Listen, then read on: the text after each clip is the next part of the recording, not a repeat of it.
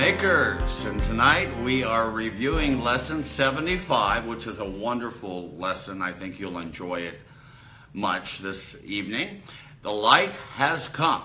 And before we go through the lesson, Reverend Susan Stone will lead us in our posture. Go ahead.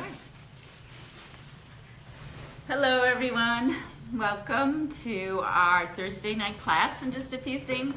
Wanted to remind you, put your comment in. We have 3 more weeks for the drawing, so it's a free drawing and you get this beautiful book. And the posture today is going to be left ankle, so cross your left ankle and your left wrist on top. Roll your fingers together and you can just relax in your lap, or you can curl up into what some people call, this is a yoga eagle pose, I believe. And close your eyes and put your tongue at the roof of your mouth and start to breathe in through your nose. And as you do this, just feel yourself start to relax.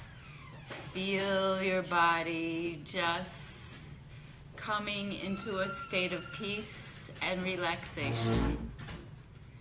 Just let go of all the thoughts and concerns of the day. And when we do this, we get in that alpha state, which is a very high learning state for subconscious change. So we're going to say the practice lesson over and over and over until you feel a shift. So you're going to say it silently, left over left, left ankle, there you go. We had somebody just arrive. And you're going to say it silently over and over and over. And when you feel a shift, it might be a mental or physical or even an intellectual, like I got this, that's when you can open your eyes and we'll do the save lock-in process. Okay? So the statement is, the light has come and I have forgiven the world. Say that silently, repeating it over and over. The light has come and I have forgiven the world.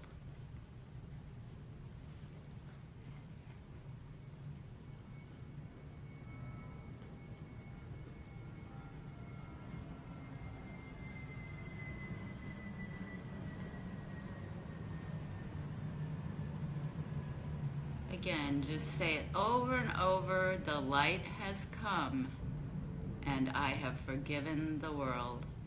And just allow any thought or feeling to come up. And just let it process through.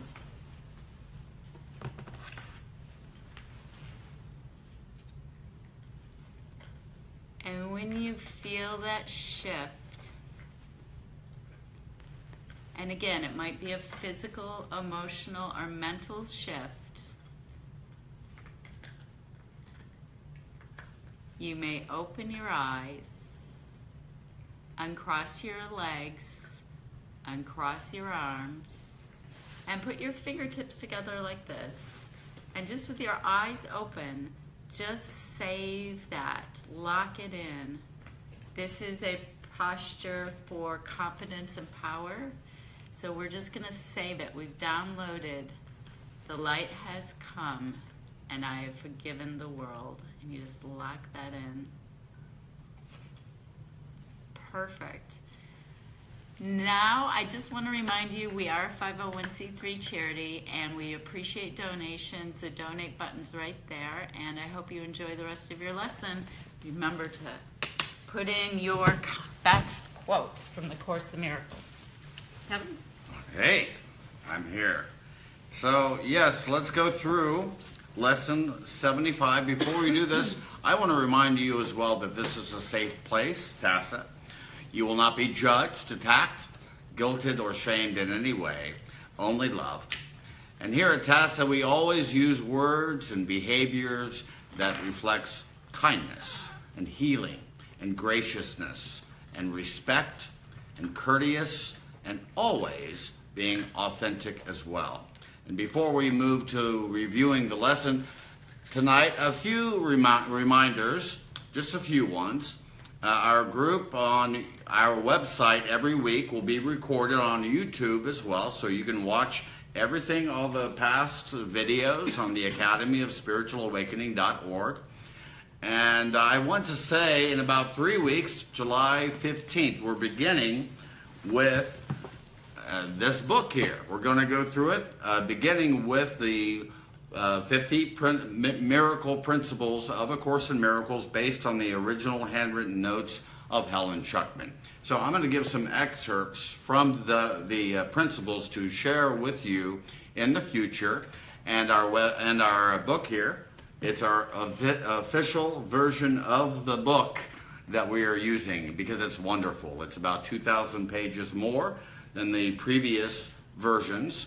And the first 4 chapters, for instance, is 50% more in this book than the previous versions, which I also love as well. Also, we do have counselings here in West Palm Beach and in Miami with Susan and myself and Esteban Londano in Miami.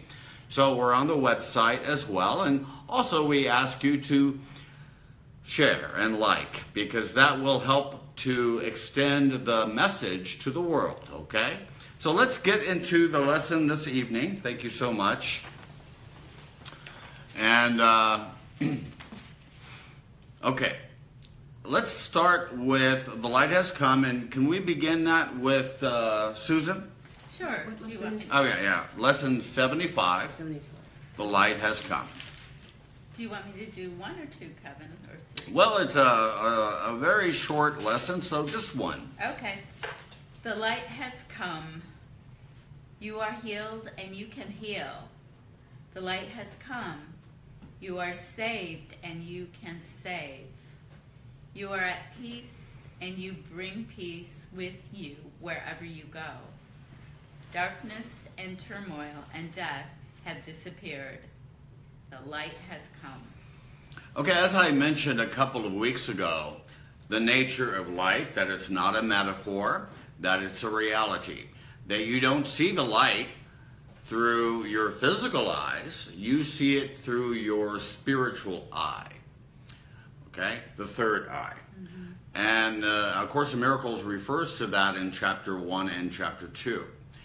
So keep that in mind as we go through, because you're going to confuse the physical realm with your spiritual realm. And you don't want to confuse those two things, okay? The spiritual realm that we want to connect with is our reality. The spiritual realm is not so much. It's more like a shadow. And this is why the first paragraph is germane to what I'm talking about. The light has come. You are healed and you can heal. The light has come. You are saved and you can save. So this is a really interesting statement that Jesus is saying here. That not only are you healed right now, but you have the ability to give healing to other people. Not only now you are saved, but you can save other people as well. And so you have to understand the modality, the dynamic by which you do this. You do this. So it's important for all of us to really understand first in this lesson who we are. Who we are. And when you understand who you are the Christ, and so am I. And when you awaken yourself to that remembrance, then seeing the light is a beautiful mechanism that was given to us. Now, the other way that you and I can understand the differences here between the light and the darkness is this. Through your suspension of judgment. Well, yeah. Yes. It is the process of you and I removing ourselves from time and space. Look, you can't judge anybody unless you use the tools from the past and the future. And the whole curriculum of A Course in Miracles is to release yourselves from that chain. That's it. To release yourself from the darkness. That's why A Course in Miracles says that many people are asleep and are experiencing darkness. But you're right, and your inheritance given to you by your source is full of light. This is why Jesus said in the New Testament, you are the light of the world. Again, this is not a metaphor. This is a reality. So, now at the end of that paragraph, for instance, it says, darkness and turmoil and death have disappeared. So let's talk about those three things: darkness, turmoil, and death. Okay? Let's go backwards here. Let's talk about death. You know, another lesson in A Course in Miracles is this: there is no death. The Son of God or the daughter of God is free. Why? Because in our reality, we are moving in the corridors of the eternal timeless now. We are not engaging with our brothers and sisters using the past or the future as a yardstick to measure them with. And that's what people do. They measure themselves and other people and take their yardstick of time and space against them and saying, what does this need to do? What does this person need to do? What do I need to do? I'm not who I really am. So I don't really remember in this moment who I am. And that's why we say here many, many times, be here now. Be here now. Okay? The moment that you slip into the past or the future, you are in the matrix. You're in the matrix. And I've said this before as well. Look, I've called this the divine matrix. Because you're looking at what people are doing and they're asleep, and that's why it's called the matrix. You understand the holiness and the sacred aspects of it that you want to bring into each and every relationship. That's why we change our unholy relationships into a holy relationship. You know, people say all the time about me and my spouse, Aaron, boy, you guys really have a holy relationship. You're free. You look like you're having a good time with each other. And I said, yeah, you know what? We are in a holy relationship here, but I'm also in a holy relationship with you and you and you and everybody here watching us right now. It is my responsibility to see the holiness beyond time and space. Another thing I want to talk about as well, because this is in the lesson that we're talking about this evening. There is a temptation as students of A Course in Miracles to really want to look at you, for instance, Georgie, and say, oh, I've got to see the light within that body. That is not what we are asked to do. What we are to do is to step beyond the body, to see the light, to see the light beyond you, because that is where it resides. And so that's a very important instruction given to us by Jesus in this process. So we talked about death, and you understand, I hope, that death is not here. Death is an illusion within time and space. Life is only now, and you're not going to be uprooted immediately about anything anytime soon. So second, turmoil. Where we can say this another way, it's suffering. Suffering, suffering, suffering. What comes into our realm that provides suffering? Resistance to what Resistance, exactly. What is. Number one, of what is. And we talked about that last week, as well as your judgment about the world and about yourself. And thirdly, your expectations about yourself and other people. I did a sermon at here in Palm Beach County years ago, and I called it the Enlightenment Trap. The Enlightenment Trap. What is the enlightenment trap? The enlightenment trap is a device given by your ego to you saying, hey, Barbara, when you get to my level, when you have let go of time and space entirely, then you will be the Son of God. Then you will understand the light. Then you, through your vision, will see the light. My friends, that is not helpful at all. That again is a temptation to bring you and me into time and space away from the eternal, timeless now. You get this? I hope so. Okay. And then, of course, darkness is the third thing. You don't want me to say to you that you're in darkness. But you are if you are asleep to the reality of who you are. That's why you have created a dream of time and space.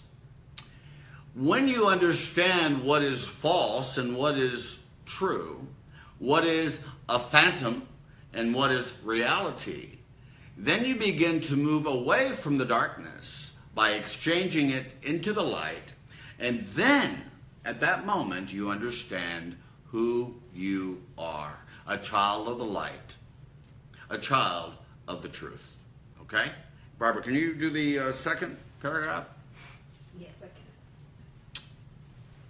Today we celebrate the happy ending to your long dream of disaster.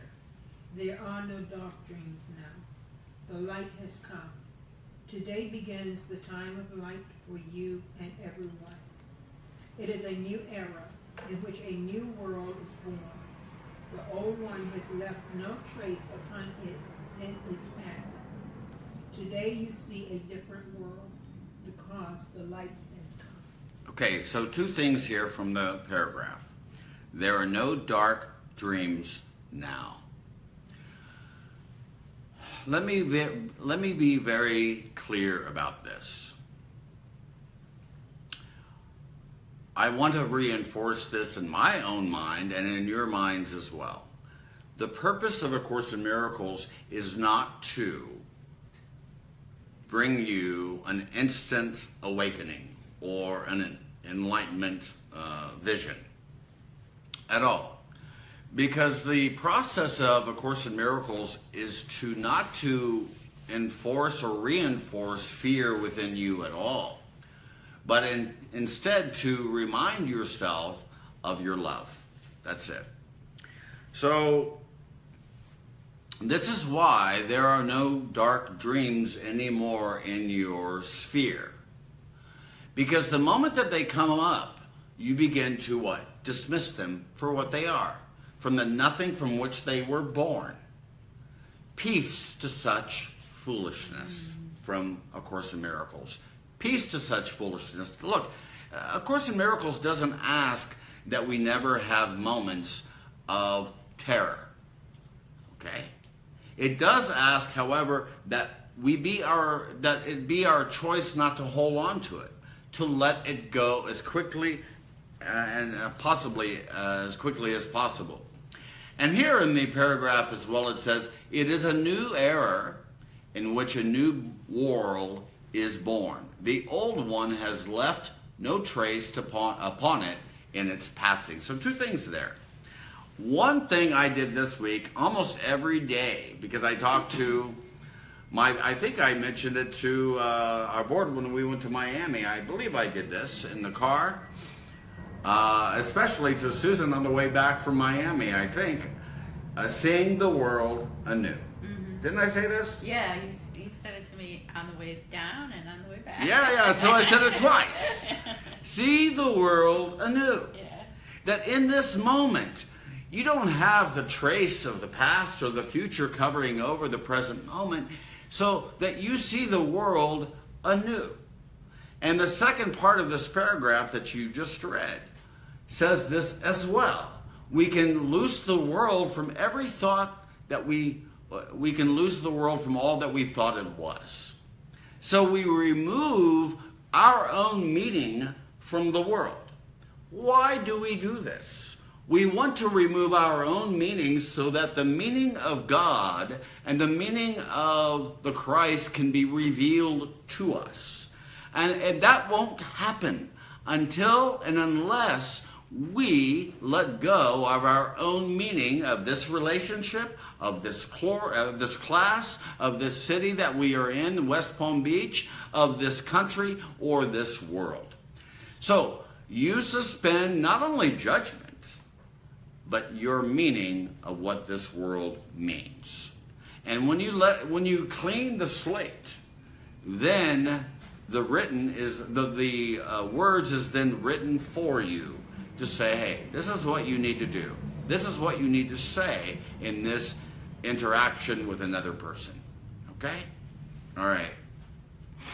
So, let's do 3. Can you do another one here? And then we'll go around. Our exercises for today will be happy ones, in which we offer thanks for the passing of the old and the beginning of the new. No shadows come from the past. No shadows from the past remain to darken our sight, and the world forgiveness offers us. Today we will accept the new world as what we want to see. We will be given what we desire. We will to see the light. The light has come. Okay, a couple of things here. We will be given what we desire.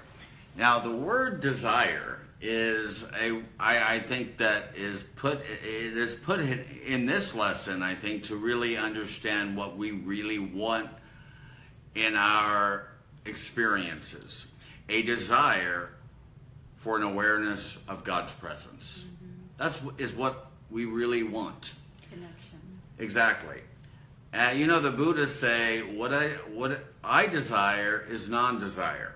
Now, what it's referring to is time and space. It's not referring to the kingdom. It's not referring to reality. So within you and within me, there is a desire to want to experientially the presence of God. So right now, in this moment, right now, you and I can join our minds together to, number 1, acknowledging the presence of God in our midst. And we can approach this time as we would an altar dedicated unto God the Father and to God the Son. So when you enter a relationship with another person or a company or a country or a city, whatever, when you change your mind about it, that what you are interacting with is holiness. Because the temptation of the ego is not to see holiness. That's the reason why we're here, is to perpetuate the darkness through our judgments, through our grievances, through our grudges, through our blame and victim modality. That's it. Okay? So when you change your mind about what you are perceiving, then what you see will then change accordingly. You will see miracles happening to you all the time. This is why we on the board, Aaron Adams, Susan Stone, myself, and Esteban Londano, we have a mentality of the way we are approaching everything and every person in our lives. And that is a miracle readiness in our minds. Why? What is a miracle readiness? Miracle readiness says, hey, I am ready to experience the inheritance that has been given to me by my source. I now can accept the gift and the treasure that has been placed within my mind. And we do this every day. I even do this with Aaron, He said, hey, go to get the mail from the mailbox. And I said, okay. And he said, what are you thinking about right now? I said, I'm going to go get my inheritance check that I'm going to get. Because, look, I don't care how it manifests through a mailbox or a person or a company or an organization. It doesn't matter. My supply, my source, my protection, my joy and my love comes from my source. It does not come from this world at all. There's a reason for it, and the reason is this, okay? It's a matter of resonance. What are you resonating with within this world? Are you resonating with the time and space, the temporal nature of this world? Because that is going to bring you suffering. It is. When you resonate instead with who you are, the eternal timeless now, that is the reason why we go through the lessons in the Course in Miracles, the curriculum, to discipline, to train our minds rather, to understand why we are here and how we can approach our reality easily and with gentleness and graciousness. Does anybody have any questions about this or comments? You doing okay? Yep. You look like you have a question. Well, I have lots of questions. Well, give me a couple here. Go ahead. Okay, so I've been grappling lately with why we are here. You Okay. know, if we are pure spirit and we are connected to God, why are we here on this earth in the middle of all these messes and having to deal with, you know, the difficult stuff that goes on? What is the ultimate purpose of that? Okay. So first, to give you an easy reply, is your purpose is forgiveness, extreme forgiveness. The second question that you have given me is, why are we here? I've given you the purpose, yes, but why is my body in this realm right now, you know? And the answer is, you're not here. A Course in Miracles says you are at home in God, merely having a dream of exile, a dream of being separate from your source, separate from your brothers and sisters, and therefore you are asleep because of it. Okay. So again, your identity isn't in time and space. Your ego is trapped inside of a body. Of course you're not. That's not who you are. You're not a body either. So, yeah. So I think that the easier way of saying this, from my perspective, is saying to you, Georgie, that you're in a dream. Okay? And that's okay. It's okay to express yourself in this dream, to move within it, to have a great time. And the Course wants you to have a happy dream. And that is the purpose of A Course in Miracles, to change your dream of suffering, your dream of separation, your dream of death, into a dream of happiness, where you are at peace. Okay? So, does that answer your question? No, well, Kevin, why the dream then? Oh, that's if it's so blissful. Good question. You know, Thank you, when Susan. we're in the spirit realm, it's so blissful, and there isn't any suffering, and there's no need for forgiveness because there's nothing to be forgiven, is what I just read recently, right? Mm-hmm. So why didn't we stay there? Why did I come here into this different dream, different reality? Why not just stay there and be blissfully happy in the, you know? Because you don't want to be. Because if you really wanted to be there with persistence, you would be there. And that's why the lessons of A Course in Miracles is given to us, to give those to ourselves, those reminders.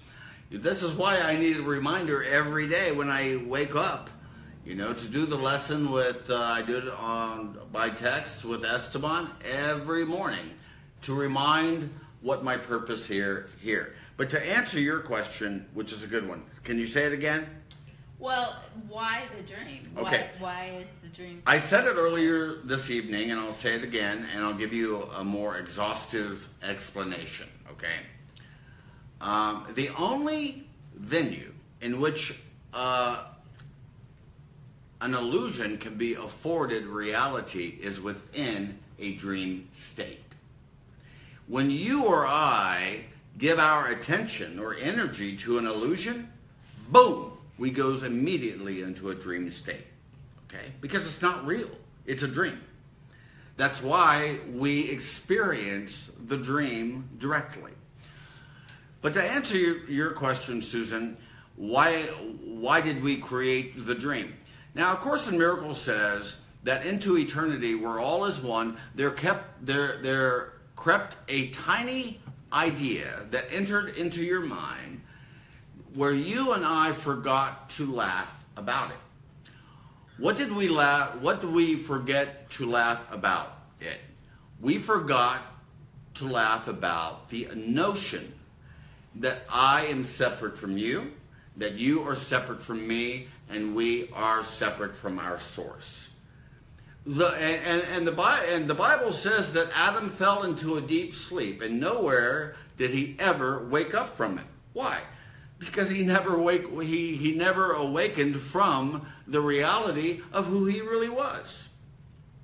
So that's why you see it in the Old Testament with Adam and Eve, and you do this as well with the prodigal son as well.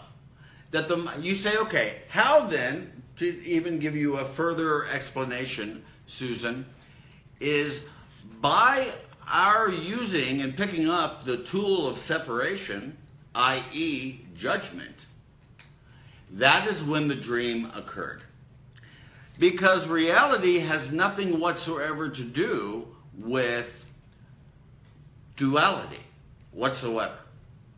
And this is why A Course in Miracles is 100% non-duality. There is no duality, good, bad, right, wrong, and so forth. It's only a difference between reality and illusions.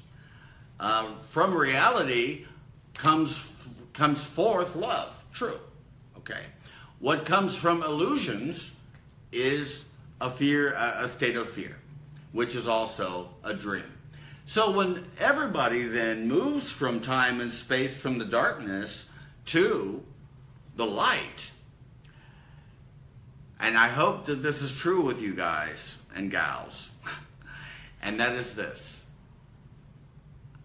the world, the life, your life experiences what I call a dreamlike experience.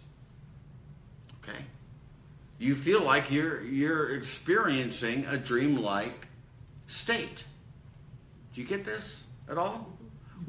And you just sent me from yesterday an article saying that when we change our frequency, where we are now, it is better and easier to really understand time and space more quickly.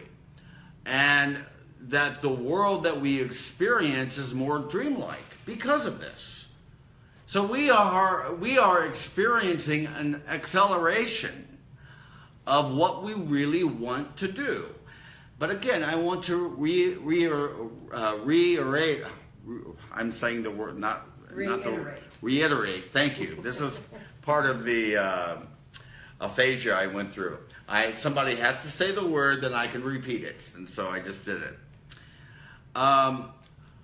So I forgot what I was talking about. What was I just talking about? Can I interrupt? Yes, of course you can, Susan. I was a little distracted there. For me, this is how it is. Yeah. Okay. So angels and blissful people don't have contrast. They don't experience anger and the variety of emotions that we as humans. But if Source is infinite and always expanding and always creating, it takes a human to create and learn. And in our human realm, this is where we learn, grow, and we have the industry of creation.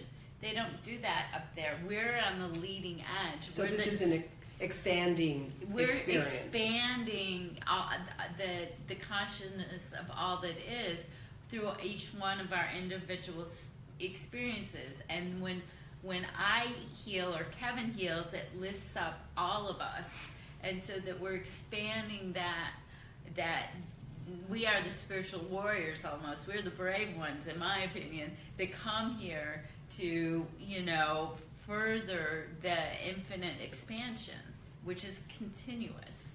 And how else would we expand and understand? And in each individual experience of life, there is a new understanding, a new kind of piece to it, because we are so complex, and complicated. But do you see what I mean? So even extremely negative things, you think there is a positive expansion of consciousness, that even when something horrible and dark and happens. Well, look what happened to New York after 9/11. Yeah. There was a lot of healing after that. There's a lot of good that came out of that. And that city has never been the same since that. It's a nicer place. It is a nicer place. And to use the parlance of A Course in Miracles, then, what you then are experiencing is a shift from a miscreation to creation. That's it. And that will further everyone's awareness of the love of God. But you have to become aware of your own miscreations. Okay? What is a miscreation? A miscreation is me trying to manufacture and orchestrate within time and space change. That's a miscreation. That's what A Course in Miracles calls magic. But what we want to do instead is to give creation. So we have to use the tools of creation to do that. Those tools of creation lives and abides in the eternal timeless now. Okay? For instance, I can't give you my love unless I'm here and now to do that. Because of the moment that I'm in the past or the future, I'm taking it and bringing it over the present moment, and I'm missing the gift that I want to give to you. Do you see this? So it is a process of awareness. That's it. And Susan was just talking about it as well. You have to become aware.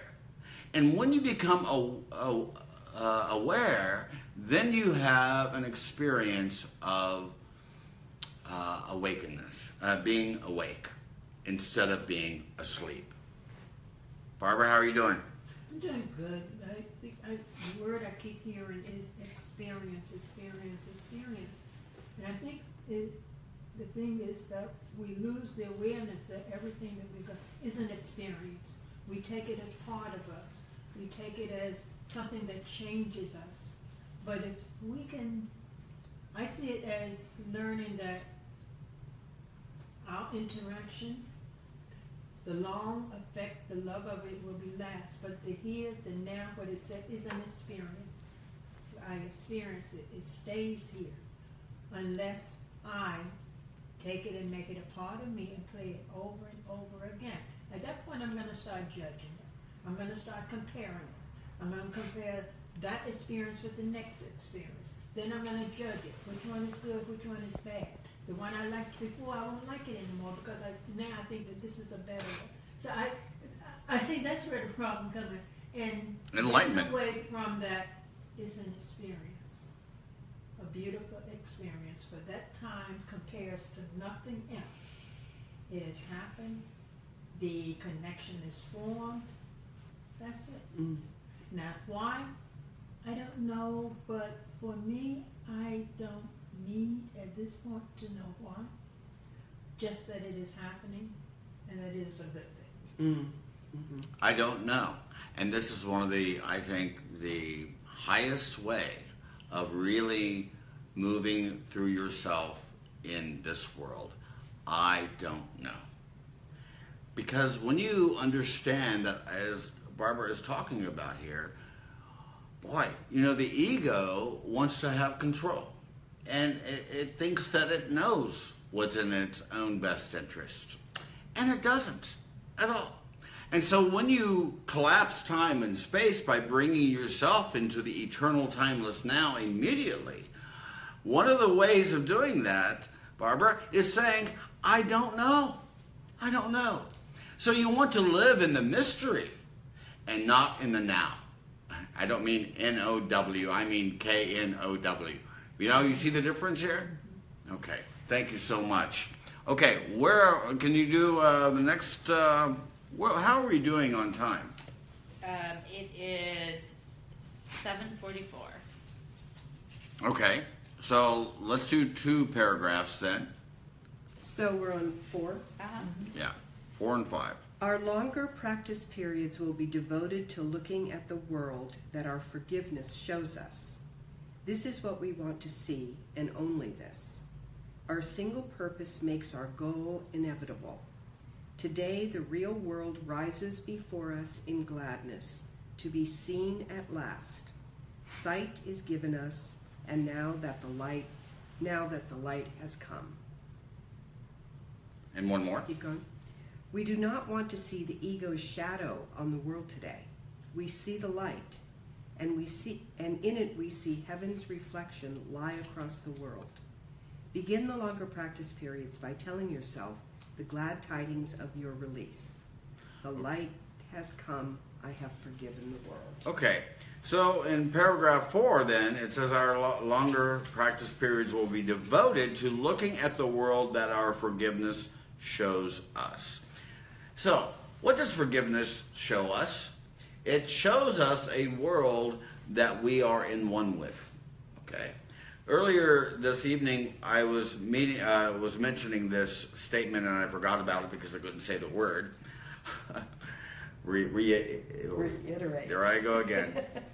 But it's an understanding of even the subtle changes in your mind that you can occur every day. So you want to uproot that ego dynamic. So if I say I'm a subject and you're the object that I'm seeing, I create a violent separation between us. Okay. So I want to release myself of that notion that is just not true. Right now, Georgia, you and I are exchanging molecules with each other. And the only thing that is separating me from you and you from me are our judgments about each other. When I suspend those judgments, then I have an experience of oneness with you. Okay? So how does that manifest itself in my life? How I treat you, then, I will treat myself. How I think about you, I will think about myself. How I behave toward you I will behave toward myself as well. Remember this. Because when we remember this, heaven is here and now. When we don't remember that, hell is here and now. You see the difference? Do you have a come on. We have a comment on Facebook. Okay. So Georgia said, but Susan, that seems the opposite, because if we let go of our time and space, we let go of our physicality. That's where I'm stuck. Okay, is that Georgia? No, it's not. That's Georgie. No, I know, but I know Georgette as well. No, Georgia. Georgia, okay. She's my friend. Okay, this was your statement that you, can you respond to her, and I will as well. She said that you had an issue because...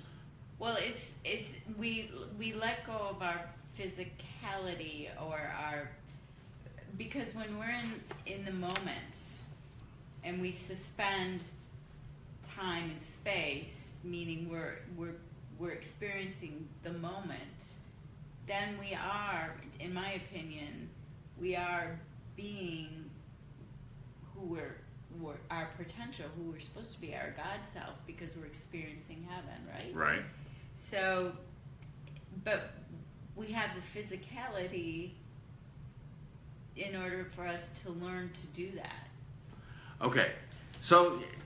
Do you see what I mean? Yeah, I do see what you were saying. Let me just put it this differently here, okay. Georgia. And I'm not saying it was better than you're giving your interpretation. I'm going to give you mine. So the way then that we are viewing our body is a result. It's an effect. And as you said, it is a result of our thinking, okay? So our body will experience one of two dynamics. And I'll put it in a way that A Course in Miracles says this way. You can see the body as an end, which is the ego does. Or you can see it as a means to an end, which is the way that love does. It says, look, you're not a body, number one, okay? You don't have an ego trapped within inside of that body.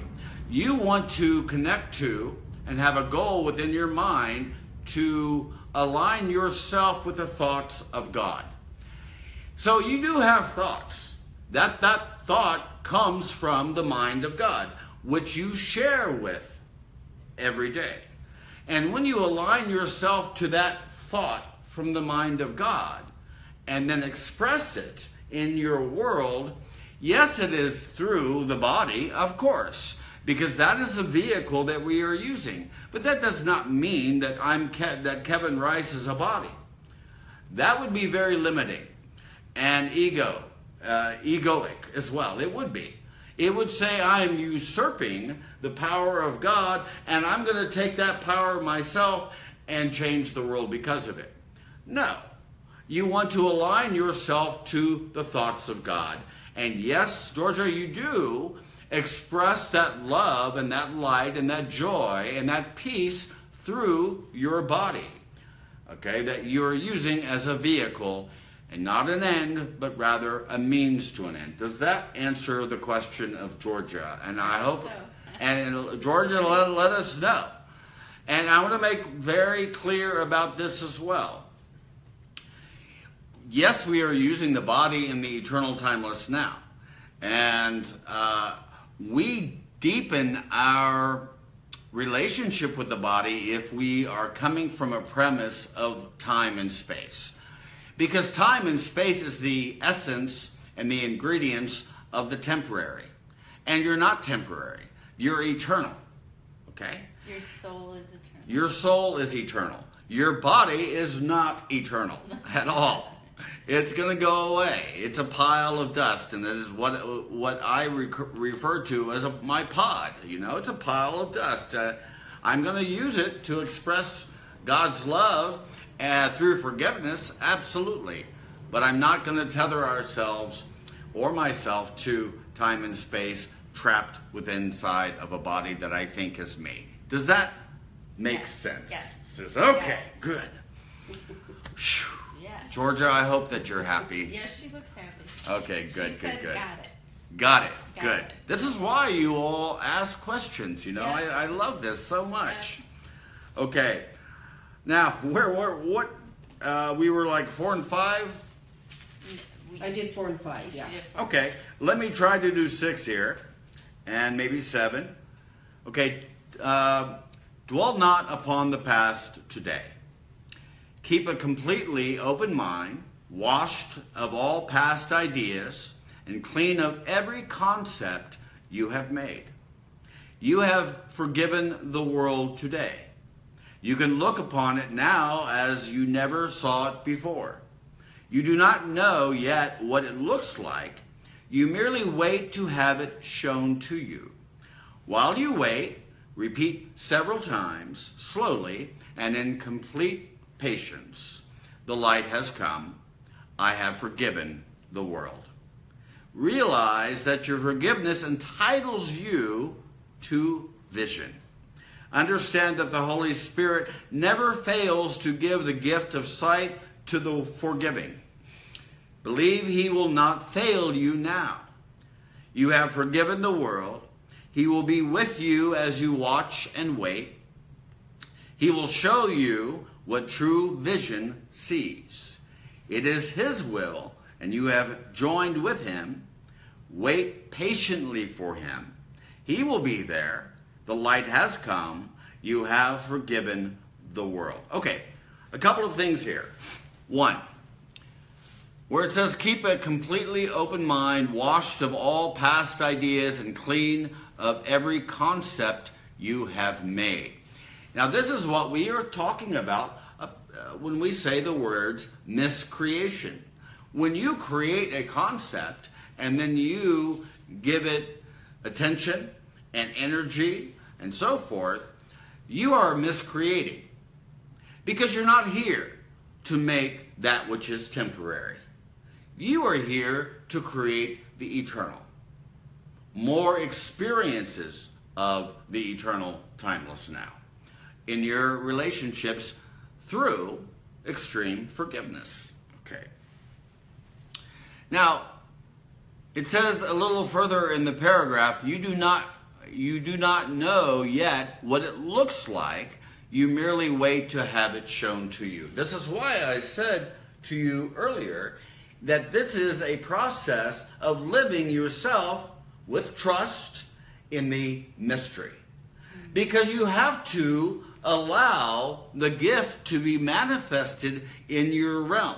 And it will manifest in your world. And this is why Jesus says over and over, look, when you do this, when you forgive the world completely for what you think it did to you, when you will see the evidence of the gift that I have given to you.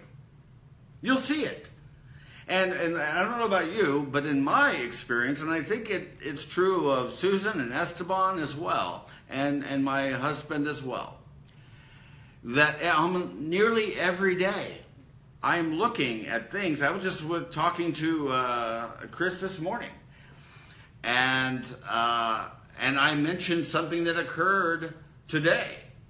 And I said, well, there we go again. An ordinary miracle has occurred once again.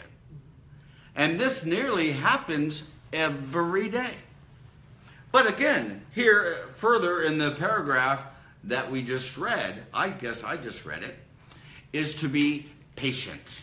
And this is one of the tenets of a student of A Course in Miracles, that you have to be patient. Because the temptation is to want to push the river. Look, the river flows in and of itself. You don't have to push it. It's going to flow when you allow the channels to be opened, so it can flow freely. Okay? So, because of that, you have to be patient. It is an ego device to be impatient about what you think the world needs to do. Because it's already done, and done. It's over with in your mind. So there's no need to improve or change what is happening in this world, because it is a mirror that you are interacting with. That's it. Okay? How any comments from Facebook Live? Nope. Linda's joined us though. Culbertson? Yep. Oh, she's pure light, Yep. as all of us are. And, okay, so that was 7, and now we're doing 8 and 9 and 10? Okay. Okay, can you do that? Sure. So start with 8. Yeah. The shorter practice periods 2 will be joyful reminders of your release. Okay, you're on 8? That's what you told That was me to read. 9. Yeah. So, the one that begins, tell him you know. That's 7. I got 7. Oh, I have it differently here. Yeah, 7 in our book. We are using a different version here, that's why. So, go ahead then. Tell him you know you cannot fail because you trust in him. And tell yourself you wait in certainty to look upon the world. He promised you, from this time forth, you will see differently. Today the light has come, and you will see the world that has been promised you since time began, and in which is the end of time made sure. The shorter practice periods, too, will be joyful reminders of your release. Remind yourself every quarter of an hour or so that today is a time for special celebration. Give thanks for mercy and the love of God. Rejoice in the power of forgiveness to heal your sight completely. Be confident that on this day there is a new beginning. without the darkness of the past upon your eyes. You cannot fail to see today, and what you see will be so welcome that you will gladly extend today forever. Say then, the light has come. I have forgiven the world. Should you be tempted to say to anyone who seems to pull you back to darkness, the light has come. I have forgiven you. We dedicate this day to the serenity in which God would have you be. Keep it in your awareness of yourself and see it everywhere today as we celebrate the beginning of your vision and the sight of the real world, which has come to replace the unforgiven world you thought was real.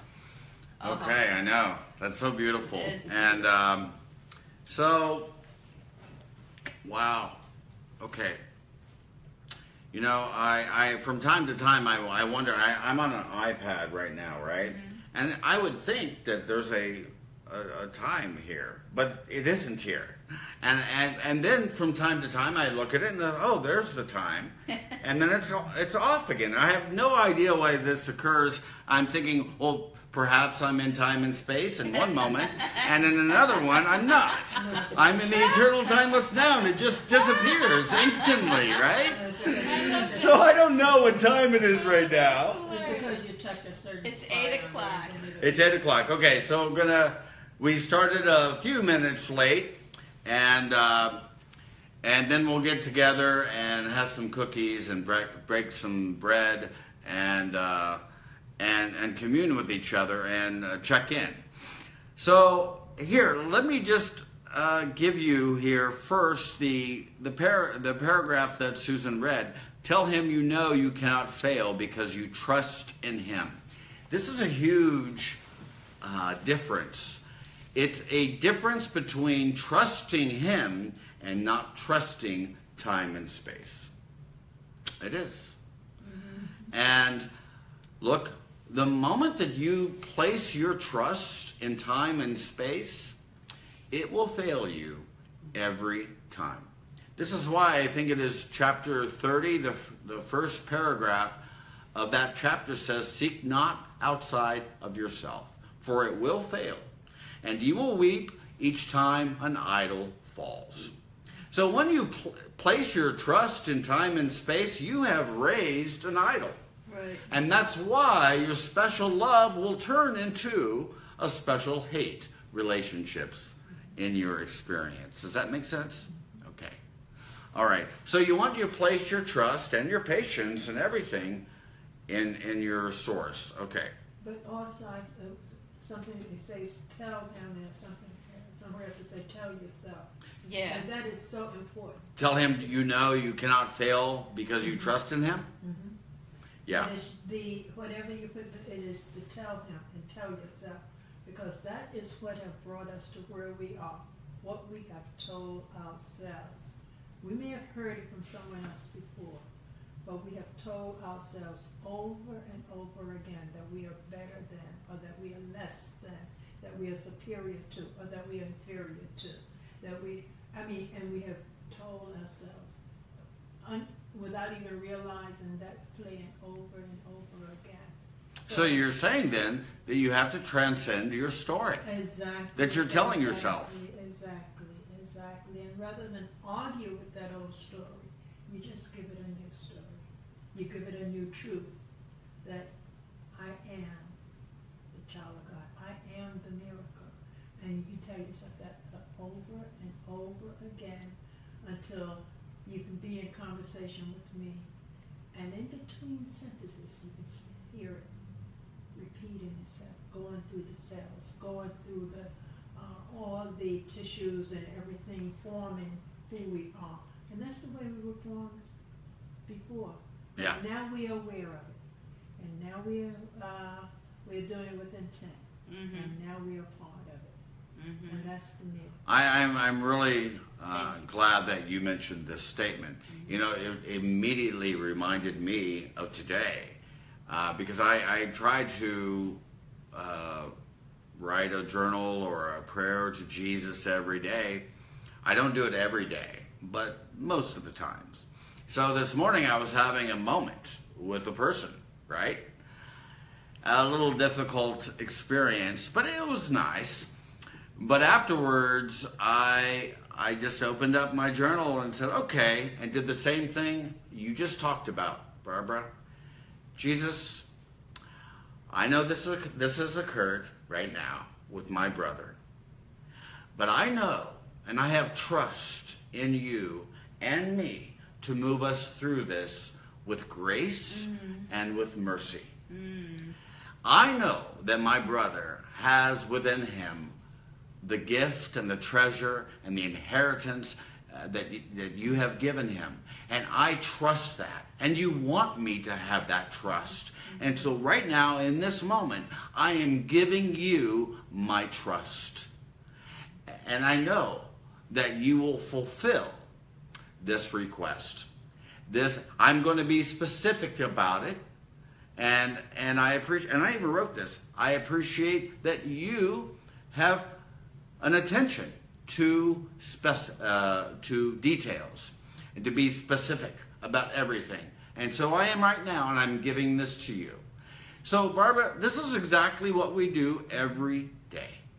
We have to place our trust, our patience in not the eternal, not time and space rather, but somebody is trying to text me. There we go. In time and space, but rather the eternal timeless now. You know, add to that? Okay. No, that's it. Okay. And I love this last here, and then we're going to end this here. Should you be tempted, say to anyone who seems to pull you back into darkness, the light has come. I have forgiven you. And you don't have to say that verbally or loud. Good. No, it's actually helpful not to mention it verbally. Yeah. Good point, Barbara. Yeah. Yes, It could cause exactly. more darkness if you said it out loud. Yeah.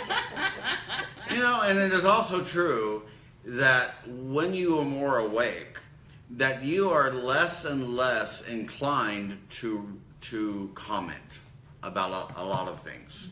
Uh-huh. Yeah, because you know.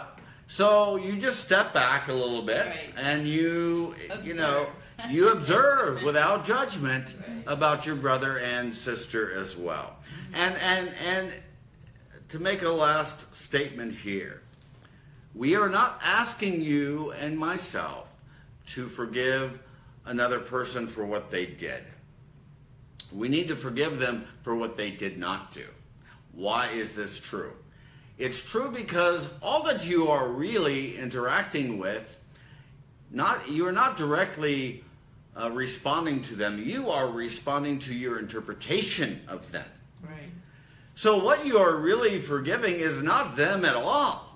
You are forgiving your own interpretation, your own lens, the way that you were looking at that person. So when you change your perception, the world will change accordingly. Yeah. Be patient about it, okay? And listen for your trust and God's trust as well. And allow that premise to be carrying you through each interaction you have with everybody in this world.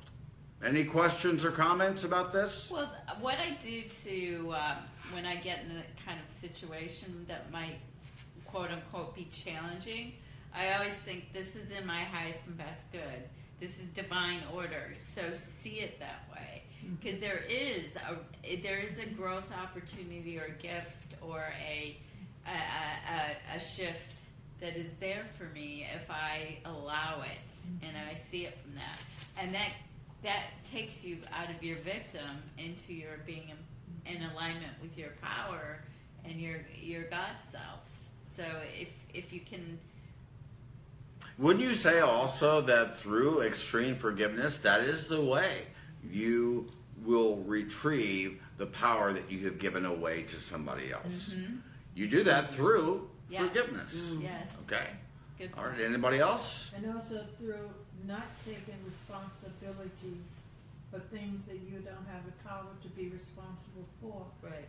In situations, I will say to higher spirit God, you know, You're the only one who can take this and take care of it to everybody's satisfaction. Yeah. No winners, no losers. Right. If I do it from here, I got to choose a loser. I got to choose a Yeah, winner. yep. But the miracle is, Yep. give it and to everybody's satisfaction. Yep. It is done.